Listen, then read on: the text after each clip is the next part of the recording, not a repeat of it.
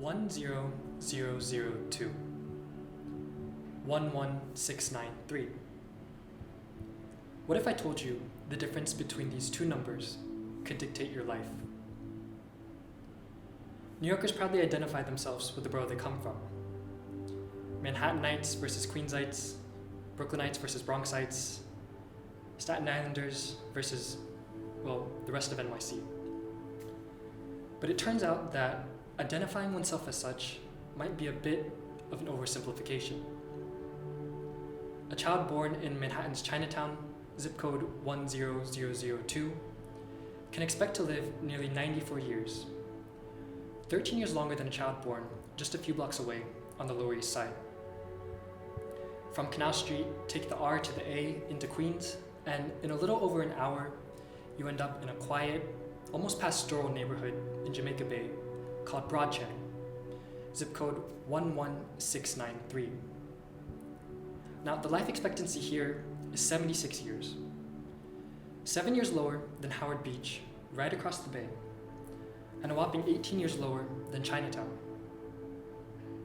Now, this might come as a surprise. Chinatown is known to be a little dirty, congested like the rest of downtown Manhattan. Broad Channel looks like the American dream.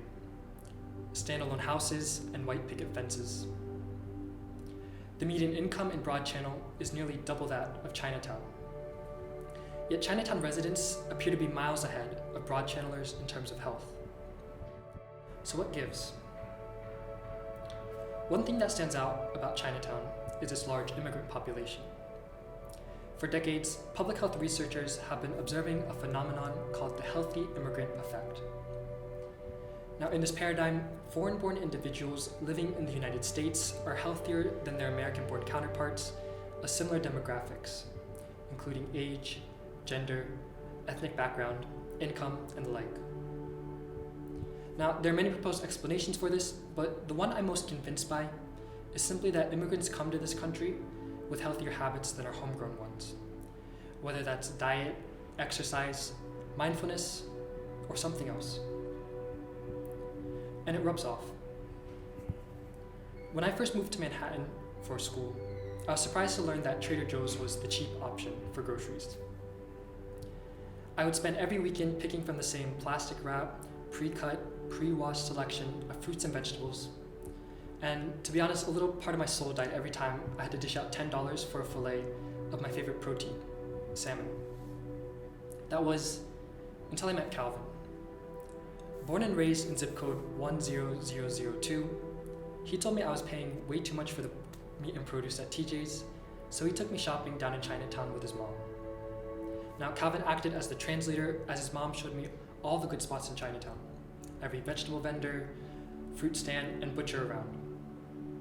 Chinatown had all my favorite vegetables, leafy greens I'd never heard of before, and boxes of fruit of every single color, and at a fraction of the cost of what I was paying before.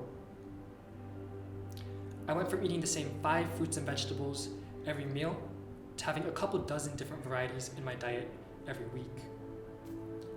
Now, it's never fun walking a little bit further to get home with 20 pounds of groceries in hand, but every weekend I make the trip from NYU down to Chinatown, and I thank Calvin and his mom for my good health since I've been living here. It was stories like this that inspired Dr. Robert Huang at Stanford University to take a dive into the differences between immigrant rich and immigrant poor neighborhoods. Under his guidance, a group of researchers, including myself, looked at over 32,000 zip codes across the United States using data from the CDC's Behavioral Risk Factor Surveillance Survey.